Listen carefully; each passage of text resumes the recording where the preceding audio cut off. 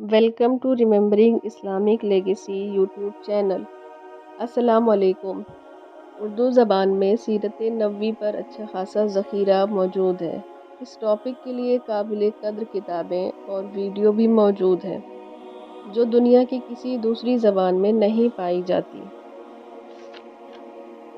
سرور عالم صلی اللہ تعالیٰ علیہ وسلم سے محبت اور عقیدت آپ کی عظمت کی برتری کے احساس کی اس کیفیت کو پیدا کرنے اور پروان چڑھانے کا واحد ذریعہ آپ صلی اللہ تعالیٰ علیہ وسلم کی سیرت کا مطالعہ کرنا ہے۔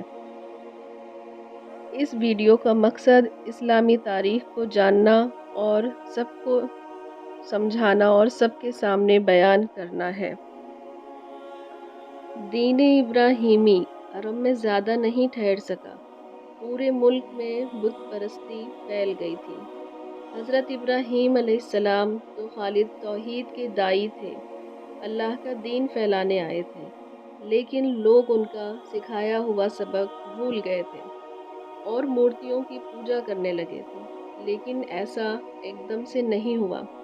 نہ جانے کتنی صدیاں بیت گئیں اور نہ جانے کتنی نسلیں گزر گئیں، تب کہیں جا کر شرک کے پیر جمے۔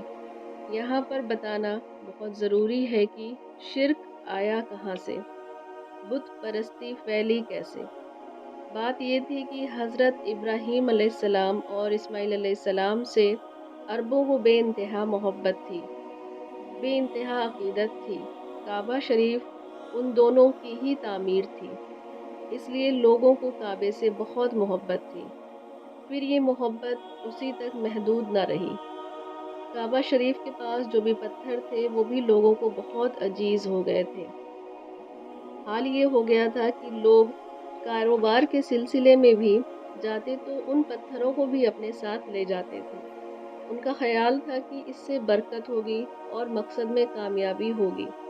پھر بات یہاں تک نہ رہی، جو لوگ مکے سے دور رہتے تھے وہ کعبے کے پاس سے پتھر اٹھا کر لے جاتے اور اپنے گھروں میں نصب کر لیتے۔ اب وہ کعبے کی طرح ان کا طواف کرتے اور حجر اسود کی طرح بوسہ بھی دیتے تھے۔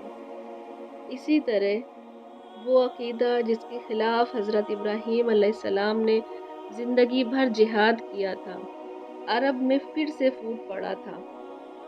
نسلوں پر نسلیں گزرتی گئیں، یہاں تک کہ یہ عقیدہ بالکل پختہ ہو گیا لوگوں میں۔ پھر یہ ایک قدم اور آگے بڑھے اور لوگ مورتیوں کو خود تراشنے لگے اور نام رکھنے لگے۔ مکے میں سب سے پہلے جو بت داخل ہوا اس کا نام حبل تھا۔ پھر رفتہ رفتہ کعبے کے پاس اور مورتیاں آ گئیں اور دو مشہور مورتیاں ان میں اساف اور نائلہ تھیں۔ ہر قبیلے کی اپنی اپنی مورتیاں ہو گئیں۔ عزی قریش جو وہاں کا سب سے بڑا قبیلہ تھا، قریش کی سب سے بڑی مورتی عزی تھی۔ ان کے علاوہ بھی بہت مورتیاں بنا دی گئیں۔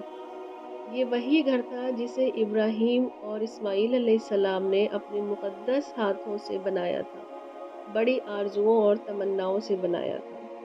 لوگوں نے ابراہیم علیہ السلام کا دیا ہوا سبق فراموش کر دیا۔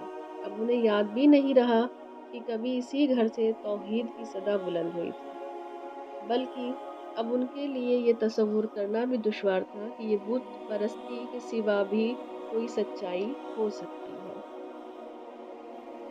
تو ناظرین، آج کا پارٹ 1 ہم یہی مکمل کرتے ہیں اور امید کرتے ہیں کہ آپ لوگ اس نیکی کے کام میں ہماری حوصلہ افزائی کریں گے۔ پارٹ 2 کو دیکھنے اور ہماری اسلامک ہسٹری کو جاننے سمجھنے کے لیے ہمارے چینل کو سبسکرائب کیجیے۔ ہم انشاءاللہ اگلا پارٹ جلدی اپلوڈ کریں گے۔ خدا حافظ۔